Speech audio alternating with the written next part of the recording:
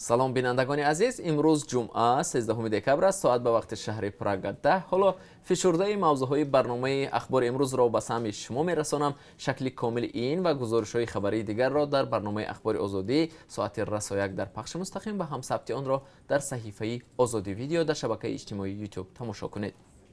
با امیدی بلیتی ارزان خانه سالات شدند و یا چگونه در روسیه صدها مهاجری کره تاجیک بلیط های قلبکی خریدند. همه آنها را یک زاده تاجیکستان فریب داده و با پول‌های به دست آورده‌اش فرار نموده است. او در شهر سنت پترزبورگ با باوری دوستان، همکاران و بعداً میانروهای دیگر درآمده توسط آنها به مردم بلیط های هواپیما را با نرخی فوق‌العاده ارزان می‌فروخت.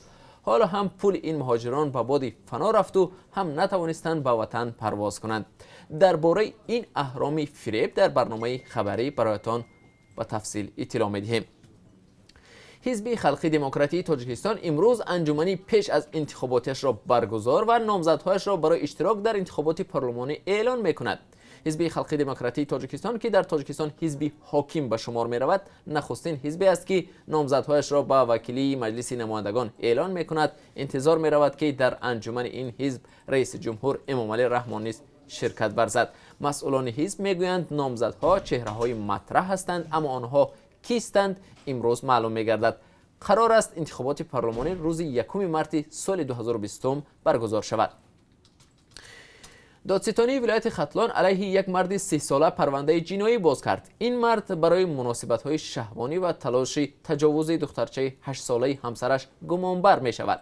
حادثه هفته پیش آشکار شده مرد بازداشت شده است. این عمل‌های غیر اخلاقی پدراندر زمان آشکار می شود که در بدن دخترچه آثار دست درازی دیده می شود. همکاران ما تلاش دارند تا آغاز برنامه خبری با نزدیکان این نابالغ صحبت کنند.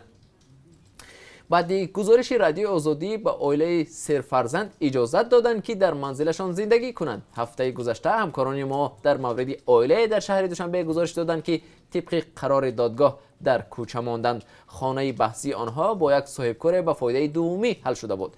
دعوای دو جانب برای خانه و زمین 14 سال ادامه داشت. حالا دیگر باره به عائله اجازت دادند که در خانهشان اقامت کنند. تفصیلات را 3 ساعت بعد در اختیار شما خواهیم گذاشت.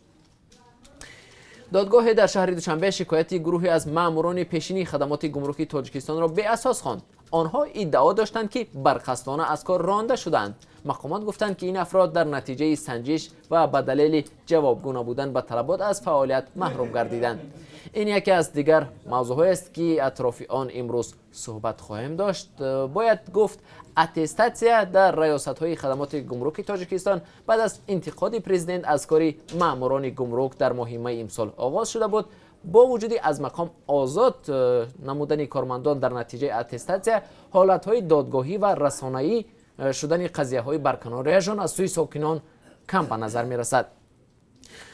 بیننده عزیز، کمتر از 1 ساعت دیگر، دقیق‌ترش ساعت رسو 11 با وقت پراگا در آزادی ویدیو کانال ما در یوتیوب فیلمی مستند فابریکه حجت‌های قلبکی و یا قصه غلامان معاصر در اروپا گذاشته می شود.